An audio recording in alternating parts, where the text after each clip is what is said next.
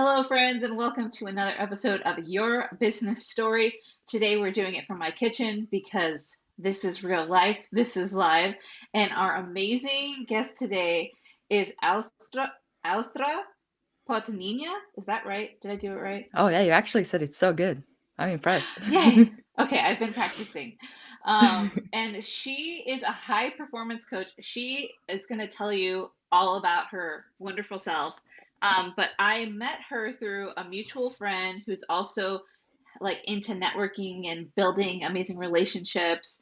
And we just hit it off immediately. So, Austra, thank you so much for coming on the show. How are you doing today? Oh, I'm good, and it's my pleasure. Thank you for having me. All right, so you have a lot of interesting things that you do, and we could talk about, I'm sure we could talk for hours, literally. Yep. But could you tell us a little bit about like who your ideal client is and like what's the most important problem that you solve for them? Hmm. Um, so my ideal client probably somebody who is self-driven or high-performing person. It can be a leader, Okay. it can be a business owner. Sometimes it might even be an athlete. I have background in I have bachelor's in sports psychology, so I have a bit of that as well. The main problem, I think there are several, and it depends on the person. But big one that I see is feeling overwhelmed or that you feel out of control, especially with so many things that you have to juggle at the same time, that you just feel like there's no sense of control, even though from the side it might seem like you have everything figured out, but you might feel stressed or overwhelmed.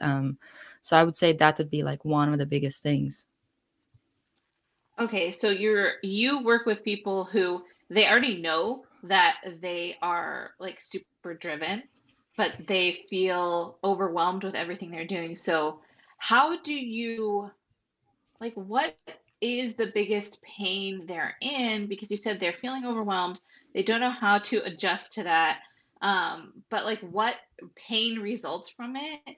And what do they think they need to do to solve it, right? Because before our clients get to us, usually they think, oh, if I just do this, it'll get better. Yeah, I think one of the things is that uh, is this assumption that I need to do more, Mm, where a lot of times when we are overwhelmed, actually, we have to sit down and look at what are our priorities or what is it that we actually do that is what I call feel good productivity, where we just get ourselves busy, but we actually don't look at the things that we have to do to move forward, which most of the time we actually know what are those things, but they are really uncomfortable to do.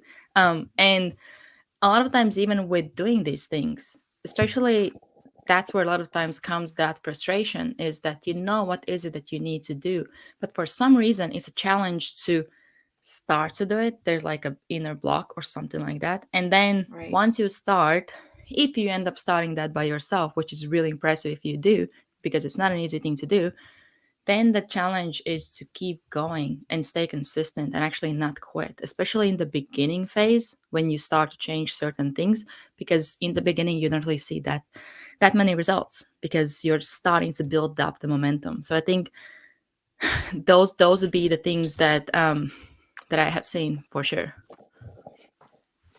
Okay, so they are having a difficulty with like actually starting. You think that it's maybe they're too nervous to start and that's why they're doing busy work like and not going after the thing they know will actually bring progress. That can be definitely one thing. Also, probably overthinking, because really, and that was really interesting thing that I noticed when I would reach out to athletes and ask them questions. Really interesting trait that high performers have is perfectionism. So now a lot of times we think that we have to have this plan from A to Z already done before we start to do something. And if we don't have this plan, we feel like we have less of this sense of certainty, or oh, now I feel ready to start to do it. But in reality, you will never like you never will feel ready to start something. So that is something that I have seen, is that we assume that we have to know, like, let's say 20 steps ahead before we start to take action, but actually we just need to know.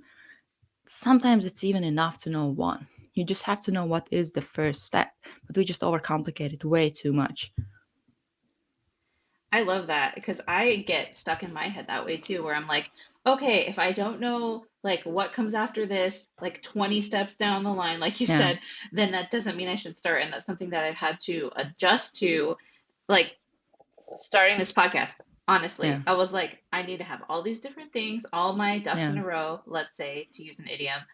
And I was like, if I keep doing this, I'm never going to start. So I yeah. did a And it's challenge, and she's like, I challenge you to do this. And I was like, okay, I guess I have to challenge myself and like accept her challenge. yeah, yeah. And that's really the key is just to start. That's what I did with my podcast. Literally, I just came up with an idea, and I knew that if I would think too much, I probably won't start. But actually, one thing I wanted to mention as you were talking is that the fact that you want to see, let's say, 20 steps ahead, it actually just shows that you care.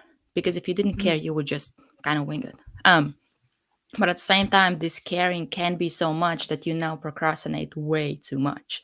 But like what I did with my podcast, I just got microphone, I just camera in my and like laptop camera, and in my mind it was like, okay, now it's real. I actually actually have to do it. So sometimes we just have to have some kind of, I don't know, some things that nudge us towards that. And it's ideal, or like it's really helpful to have somebody from the side being like, I challenge you, and I have this like accountability as well. Yeah, so like don't stay alone in the challenges Yeah, you're facing, but also be realistic about what do I need to do to start? yeah, Like the bare minimum. Like for you, you said it's yep, the microphone and the computer, right? Or like the yeah, camera in your yeah, computer. So I love that so much.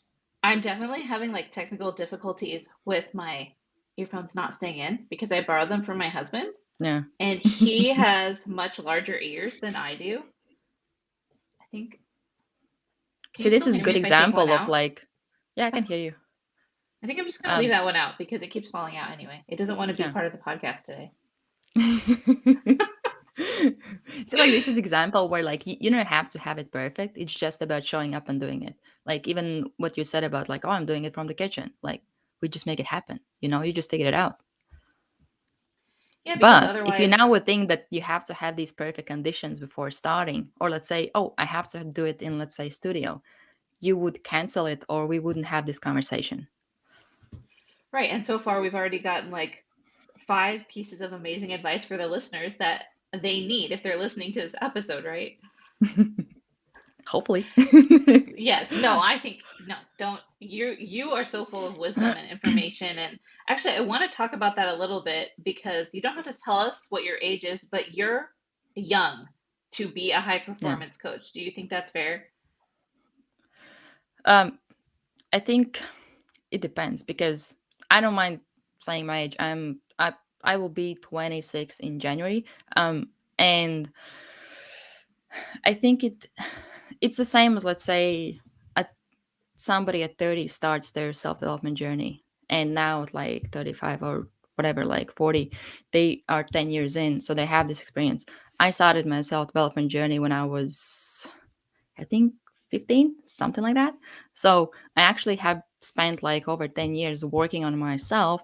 So even though I am young, but if you look at the time that I have put into developing myself, it logically, like, it makes sense.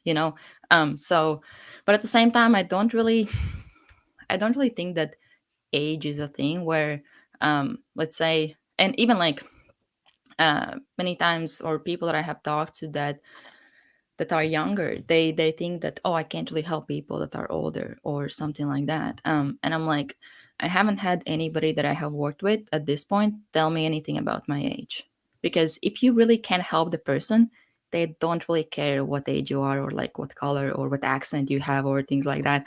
Like they just want to get results. So if you can provide that result, that is really all that matters. And for me, I think I look at myself also a bit as like a mentor, where I feel that if I would just, let's say, learn theory and just read books, which I did for a really long time, that's why I have like a lot of understanding about things.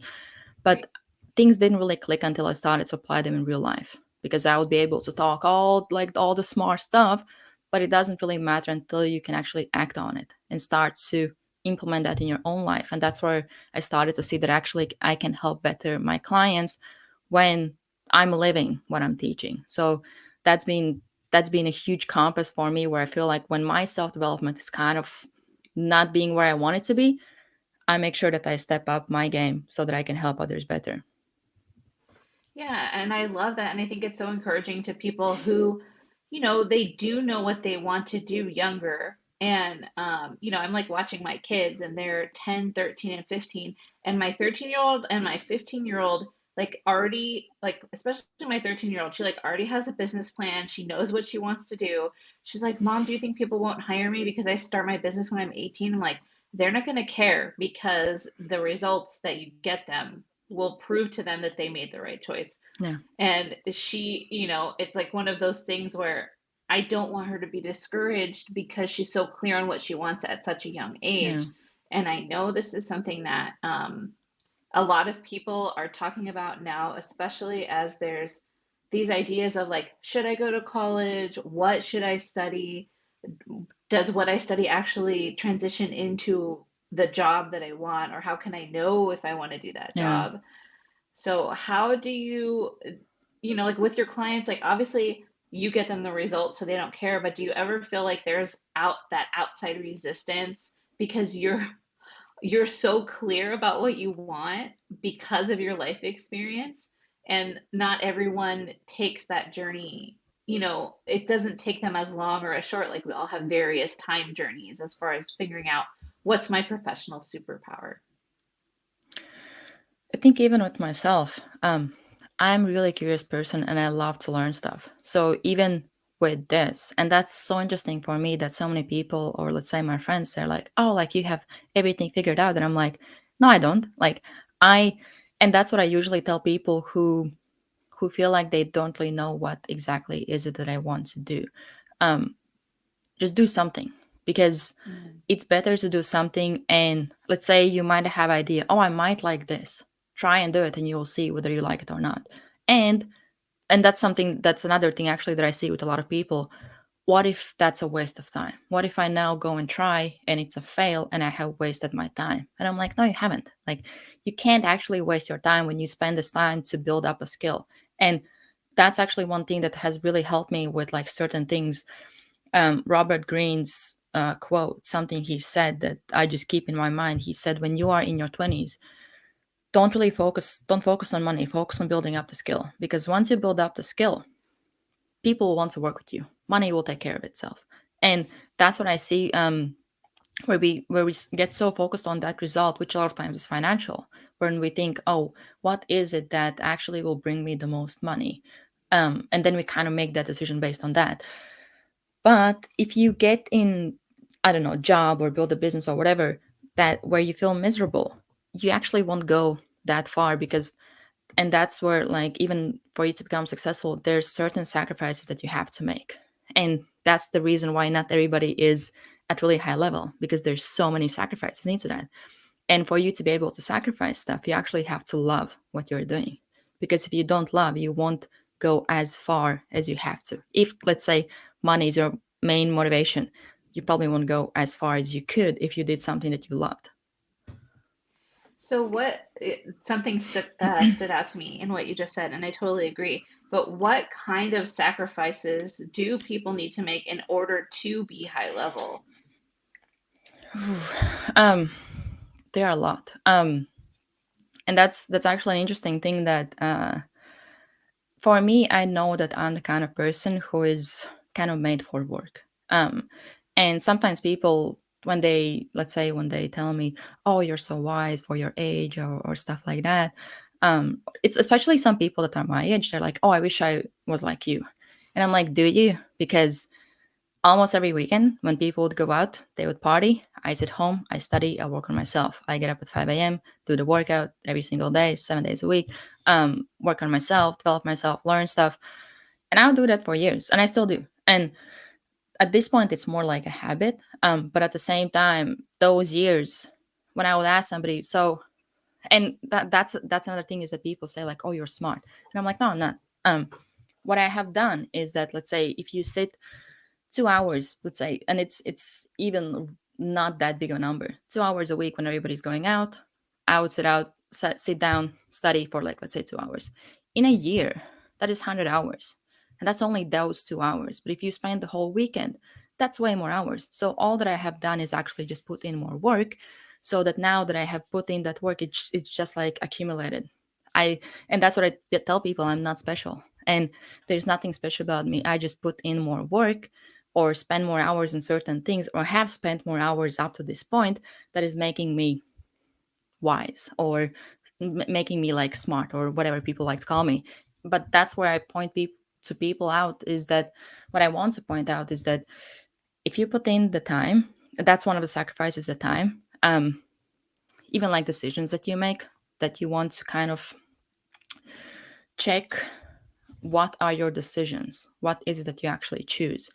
Because even when it comes to time, we think we are in control of our time, but if you would look at how you spend your day, you might actually not like what you're seeing there. It might If actually you feel like, oh, track. I thought I'm yeah, I thought I'm actually doing more. Another sacrifice might be relationships in a way. One is if you have toxic relationships that in especially the more aware of yourself you become, the more you start to sometimes even see that, okay, I might not want this. Sometimes you even want to distance yourself from certain people, but also because you put so much work and time into yourself, you physically don't have that much time to either be social, or if you are social, then it might be more towards, is this helping me to build this up or get there or wherever. So I think that can be a challenge where, especially at the beginning, especially if you're like solopreneur at the beginning, it can feel lonely. And Mm, that's why networking is really powerful, because then you can meet like-minded people and you can start to see that, oh, I'm not the only one. There's actually a lot of us out there. um, right. and you can build And you can community borrow around that. wisdom, Yeah, right? Like yeah, you can meet someone else. Like I was meeting with someone yesterday and she's like, after get off the call, I want you to do this thing. And I was like, okay, I'm gonna do whatever she says because she's like super successful. I admire her so much. And the day before that, I was on a call with someone who was the same, like super high performance, really amazing. And I was like, okay, I'm gonna do everything she says. She's like, oh, I just have a couple notes for you. I'm like, cool, tell me, I'll write it down yeah, because it's a streamlined way of learning to borrow someone else's knowledge that they spent, 20, 30, 40 years yeah. acquiring. That's actually another sacrifice that people have to make, is to sacrifice your ego.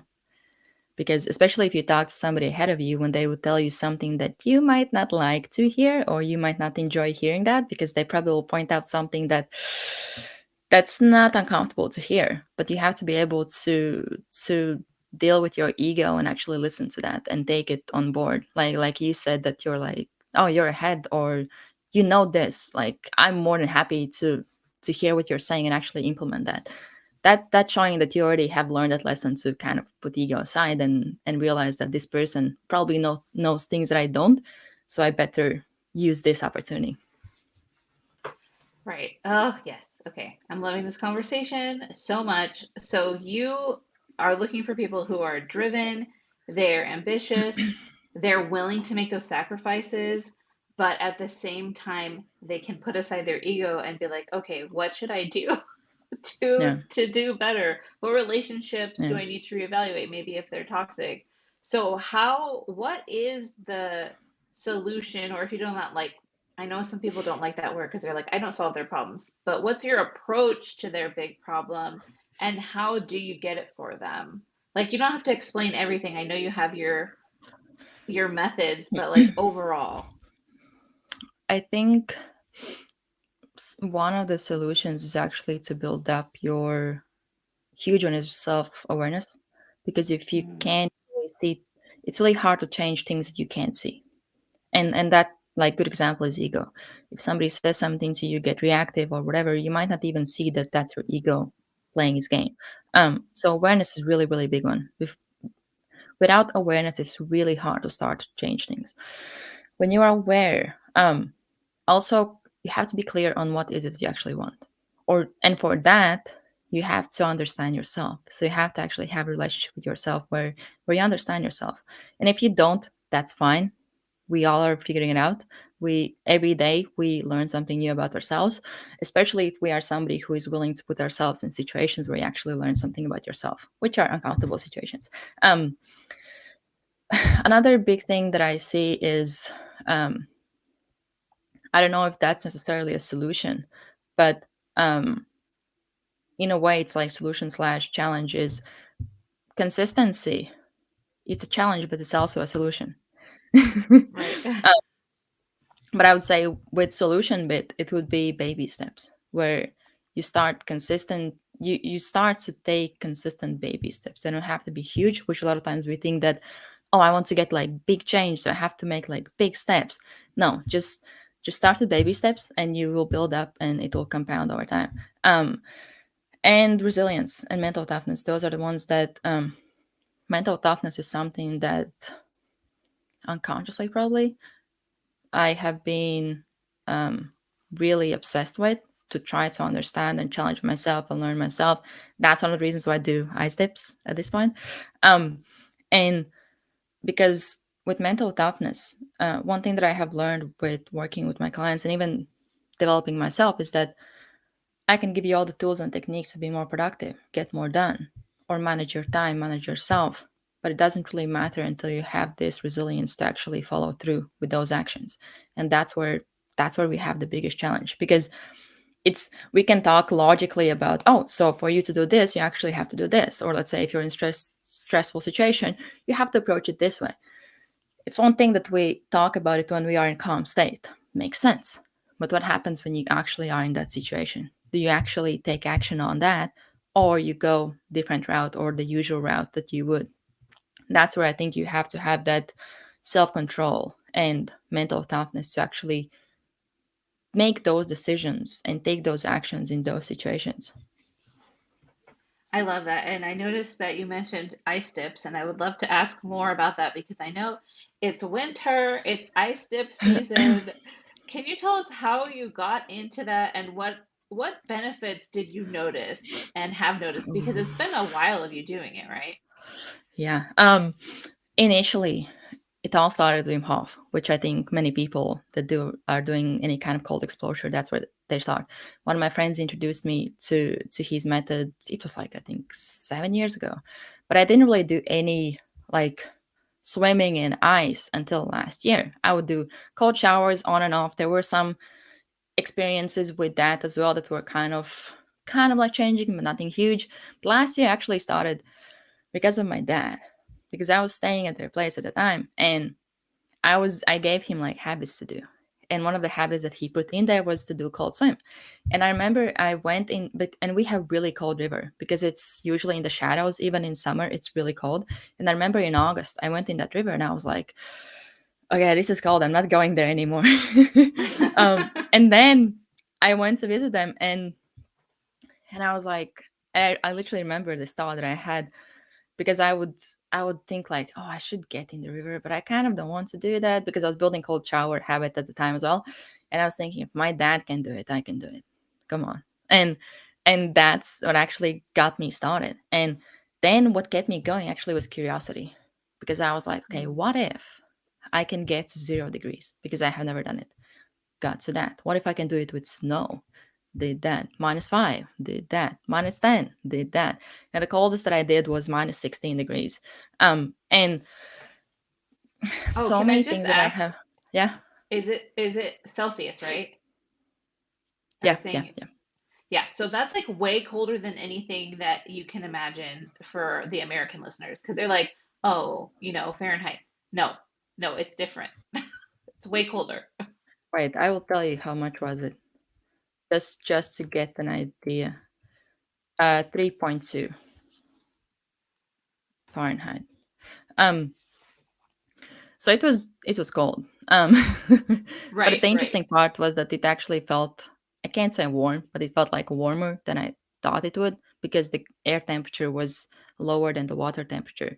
Um, but so many things that I have learned from it, and that's actually why I'm thinking to create like a course around this because there's so many things that I have learned about like resilience and mental toughness from it. But like one big one was the power of consistency because like first 2 weeks when I would approach the river, my thought would be, I wonder if I will get in. I didn't know if I would or wouldn't. After 2 weeks, my thought was, I wonder how long I'm gonna stay in. Not doing it Mm, wasn't the option anymore. But that's where I yeah. think a lot of times we have this initial whatever we're doing. this initial, like, let's say in my case, it was like 2 weeks where we are kind of questioning, I don't know if I can do it today or not, or something like that. But then if you do it consistently enough for long enough, now it's not a question anymore because you already have showed yourself that I can do it. Like, it's not a question whether I can do it because I have done it for this long amount of time, let's say. And even like the longest swim that I did, which this year I kind of beat it already, but like then it was colder. And that swim was so hard because it was so cold. And it took me like at least an hour to warm up, at least, I think. Um, but with that swim, I had this experience where I felt like I unlocked door in my mentality that I didn't know that existed. Even like Oh, posting online, me posting videos with me swimming, it never was really an option for me because I come from a background where I'm like really insecure, really anxious, especially about the body, stuff like that. That's, I think, one of the main reasons why I actually got into self development. I was looking for answers to understand why is it that I feel this or that way, or because I had kind of like social anxiety where I wasn't able to look person in the eye, stuff like that. It was like I wasn't that social at all. And with this, I realized that, especially after the longest swim, I realized that, let's say, up to this point, this was hard to post videos. Now that I did the swim, this is nothing compared to this. right. So now, if we want to get to the next level, or let's say, pretty much the lesson was it's hard until it isn't. So now it Mm, was hard, but I did something harder compared to this. So in comparison to that, this is nothing. Like, it's nothing. I can just post it. Like, it doesn't really do anything because I have gone through this suffering experience where I put myself in those situations. And also the power of showing up every day because it's easy to do it once. Everybody can do it once. Um, right. it's not like easy, but once you can imagine yourself doing it once. Just getting out, done. But how about doing it? I did 90 days in a row, where every single day you have to show up and you know that tomorrow I'm doing the same thing. Tomorrow is the same Right. suffering, the same mental game. You have to overcome yourself. And a lot of times it doesn't get easier, even if you do it longer. And that's what I have seen with a lot of people as well, is that we have this assumption that, oh, I have done this like so long, it should be getting easier. And I'm like, eh, it doesn't always get easier. Of course, you get stronger, but it doesn't mean that you won't have these days when it might feel like I don't feel like it at all. And those are the days when it actually counts the most because that's where everybody quits. And you don't want to be like everybody. Not even the fact that you don't want to be like everybody, but you want to prove yourself that these days can't really stop you. So usually on those days, I sometimes even stay longer because I'm like, okay, this is a day when it really counts. So I might as well try to beat my record or go longer than I usually would because this is where it actually counts. And then once you do that, you're like, whoa, I didn't know I had it in me. And I was able to do this on a day when I didn't feel like it. What can I do on a day when I feel like it? And that's where you start to play these like mental games. And there's so many lessons. I literally could talk about it forever. But like this has been really powerful game for me mentally because I know all the health, not all, but like a lot of health benefits that come from it, but it wasn't really the reason why I kept going. It was the mental game for me. The mental game. And do you feel, because I know when I was on your show, we talked about suffering, and that's something that I'm really curious about because all of the experiences of suffering in my life have like created positive end results. Yeah. So, what do you feel? How do you feel that that suffering helps you? Like, what does it do as far as the mental games that you're playing? I think it might be related to your confidence because if you go through situations where you're suffering and you prove yourself that you can come out of it and even come out of it stronger, now you Mm, build this confidence in yourself to even be able to do something else. And that's one thing that I have seen because like we will suffer whether we do it voluntarily or not. right. But just when you It's do gonna it happen. voluntarily, you actually train yourself for situations where it might happen so that you can deal with that better. Like good example with cold showers, what I say to a lot of people is that when you have to turn it to cold, you are the one who is doing it. you can have somebody else do it for you, but ideally you don't want to be the one who's doing it. So what you do in that situation is that you actually intentionally put yourself in an uncomfortable situation. um and it might not feel necessarily like really big suffering. It depends on the person, of course. But initially it might actually feel like, oh, this is not comfortable, I don't want it. um but as you do this, let's say on a daily basis or on like regular basis, now that resistance towards even turning it so cold becomes smaller and smaller. And the same is with real life. Now when you go in like real life, in reality, now you actually might have less resistance towards tackling certain things because you have trained this muscle to address it, and show up, do it. And that's where I think suffering is really necessary, not in a way where you now, and that's something that I don't recommend people, is to now jump in like ice river without preparation. And that's something that I have said, some people that have told me that, oh, I'm just gonna go and jump in. And I'm like, you don't want to do that because you literally can have like heart attack or something like that if you're not prepared. It is a Right. practice. And that's why even like this year I started in autumn. Like I'm slowly, like on Monday I will have done it for like 30 days in a row already. And we only recently started to get sub-zero degrees. um and this is my second year of doing it. But I always tell people like, you want to be prepared, you want to, and that's again like, it's the same in life. You prepare. And with doing these like cold exposures or whatever it is that you might feel it's uncomfortable, it doesn't have to be like cold necessarily. Cold is just like good example with suffering. We don't want to have like Right. cold or being cold. Your body's um like, no thanks. And you're like, yeah, but exactly. it's good, actually. Yeah. um it's good, especially if you don't overdo it. And that's another thing that sometimes high performers have, are just gonna go extra mile. And it's really challenge if you do it outdoors, because with outdoors you have to calculate it, because you have this time when you actually arrive, you dress, you get in. It's not like you just stay in like in ice bath. Stay in, get out, you're in safe environment. But then when you get out, you actually are still in the cold, so you have to Right. deal with that as well. And it's freezing. So there goes more planning into that, or you have to be more aware of your body and how much it can take, so that you stay long enough so that when you get out, you can actually get yourself dressed and leave, which is, I can already feel the stink season right now. Yeah. Because it was really cold this morning. I can feel my like hands and feet. It was really cold. But like suffering, it's something that I feel, um, if you voluntarily put yourself in that kind of situations where you suffer, or you are challenged, you just prepare yourself for life, so that when something happens, let's say you get surprised by whatever happens, something tragic Mhm. or something that most of the times we can't predict that as well. It just happens.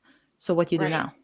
I don't know, you lose Yeah. a job, or you lose somebody who is close to you, something like that. How you deal with that. And that comes back to not external, but internal, how you Mm. internally deal with that. And that's where that relationship with yourself, and that's what you have to build. And with these things or like challenges that you do, you actually build that relationship with yourself and build that trust in yourself that I can handle this, or have that confidence in yourself that when it happens, or if something happens, I can deal with it, I can figure it out. I love that you're building your relationship with yourself. That's so deep and important because if you, I mean, and this is one of the things I'm working with my kids, because they're teens, is like if you don't know yourself, you can't have deep relationships with other people. And they're like, "Okay, mom," it's like one of those things where they're not certain that I'm telling the truth on this one. Yeah. But I'm like, I don't care if you believe me because I know you're going to find out on your own that this is true. Like, if you don't accept yourself, if you don't love yourself, if you aren't advocating for those boundaries for Yeah. yourself, then the relationships you have are going to be shallow. And Yeah. it's like something, I wish my mom would have said to me, but she did the best she could. She didn't really have those tools. But when she got older and she figured it out, she told me, she's like, "Here, I didn't teach you this stuff. Like, here's all the Yeah. stuff that you need to learn." And but it's just funny, like looking when you talk to other people about these sorts of things, and I'm sure you experience this all the time because you're so thoughtful and you know so much, you've researched so much about how the brain actually works. Like you say it and then you kind of release it, right? Like when someone asks your advice and you give it to them, you can't control whether or not they take it. How do you deal with that with your clients? Like, is there a way that you disqualify people before they work with you? Because not everyone is going to take your advice even though they want it. So, as a business owner, how do you work through that? Um, Wait, before this, actually, when you were talking about relationships, this is a really good point. Is that a lot of times when we are like, oh, I just keep attracting, or like I get in relationship with the wrong person, it's like there's one common variable in all those relationships. That's you. You.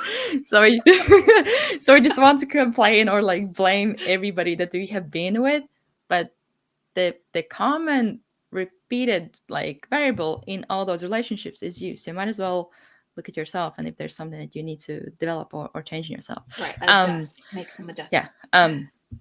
Okay, so when it comes to what was it like how I think I look at personal, like one big thing that a person needs to work with, not necessarily only me but like anybody, really any kind of coach, is they have to be willing to take action, or even better, they have to be in a situation where sometimes they know they need help, but sometimes they don't.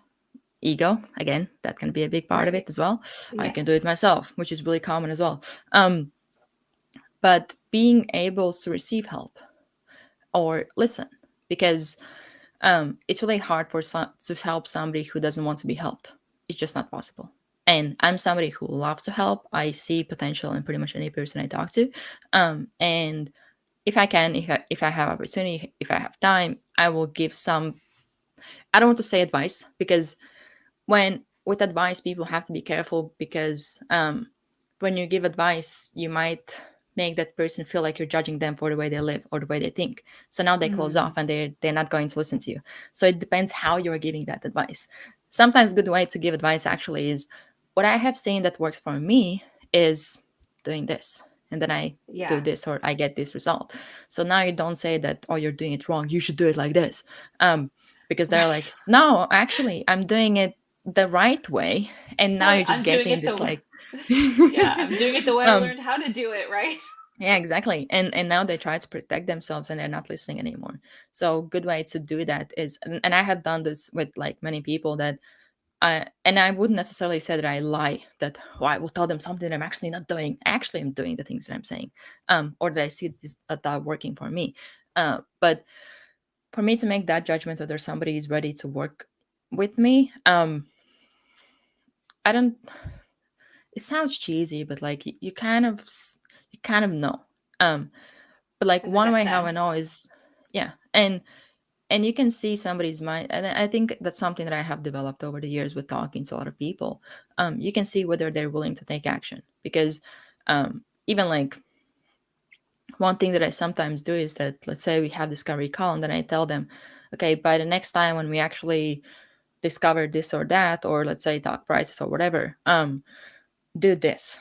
And I give them some kind of exercise or homework. And then I see whether they do it or not.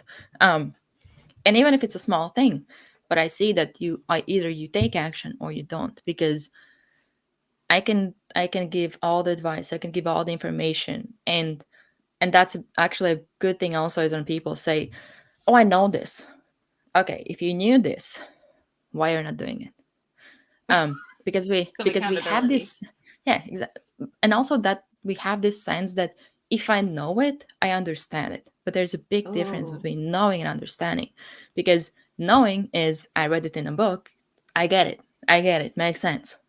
But understanding it is that I actually went out there, applied it, and in real life situation, I saw that, oh, so this is what it is about. So this is how it looks. That's where you actually understand it. So you can't really understand things until you apply them. And that's something that I had for a really long time. I would be like, oh, I know this, I know this. Yeah, it makes sense. Like I already read it in like 4 books or whatever. And I would be like, oh yeah, I know.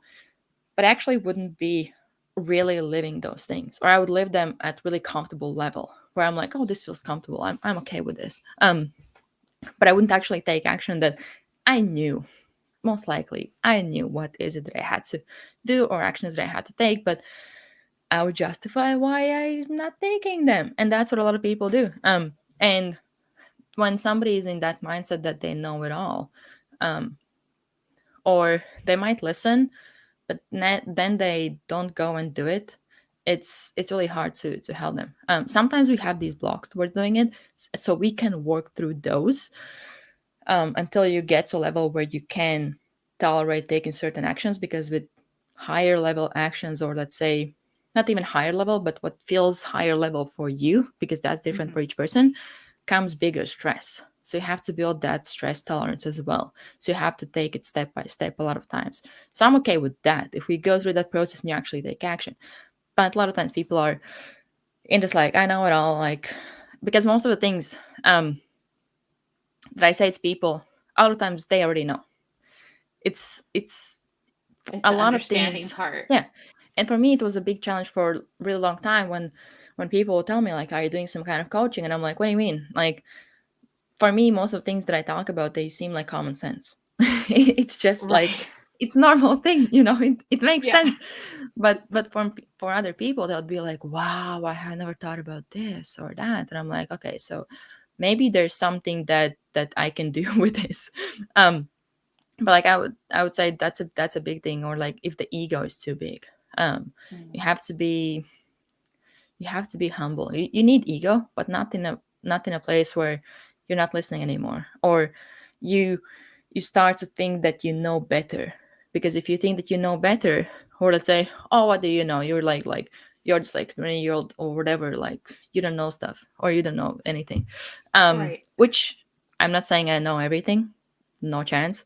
Um, but for somebody who thinks that it's really hard to perceive or receive certain lessons or certain information. So you have to be in a way open minded. And again, like ego is something that I a lot of times help people to work with, because even in workplace, everybody is doing it wrong, or they're this like bad person. And I'm like, eh. Then after like a month or whatever, they go and work and they say, everybody seems so nice. And I'm like, Uh, there's one person that changed. And that's a big thing actually, is that when you start to change, everything around you reacts to that. It's not that everything around you all of a sudden changes. It's just that right. we are in constant interaction with each other, um in like interaction and reaction. So when I approach somebody kindly, they most likely will approach me back kindly. If I approach being mad, probably the reaction won't be the same. And it also depends on, you might think that you're actually nice, but is The that something that is is the way you communicate something actually nice, or you think you're nice? So there's also a lot of illusions that we have about ourselves, which is kind of fun to work through as well.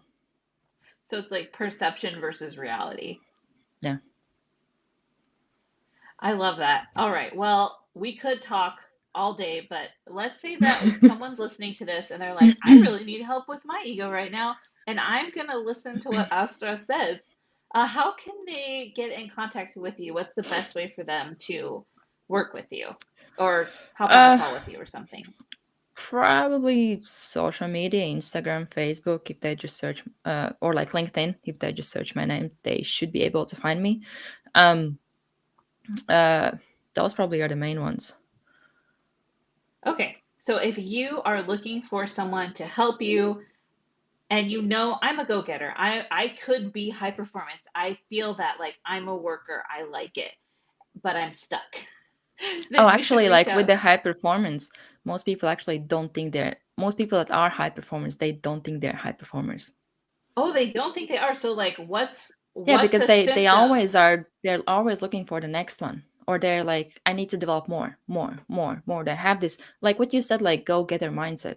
That's probably how they can identify themselves. Okay, cool. All right, so I'm going to ask you the final question. Are you ready? Yes. So, if you're talking to someone who they want to do better or level up in their career or in their personal life, or maybe even an athlete, what is one little nugget or piece of advice that you would give them? And if it's something that you already shared, feel free to share it again. Probably one, two piece advice. Think less, do more. And what you Mm. do, start small.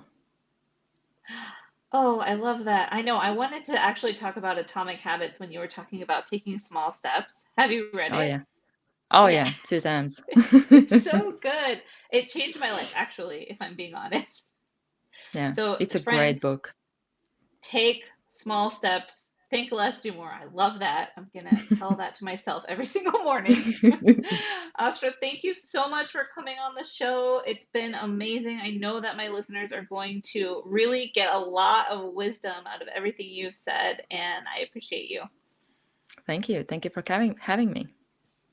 All right, so for the listeners, I just want to remind you of this thing, the same thing I always say. Remember that your business story matters, and we will talk again soon. Bye.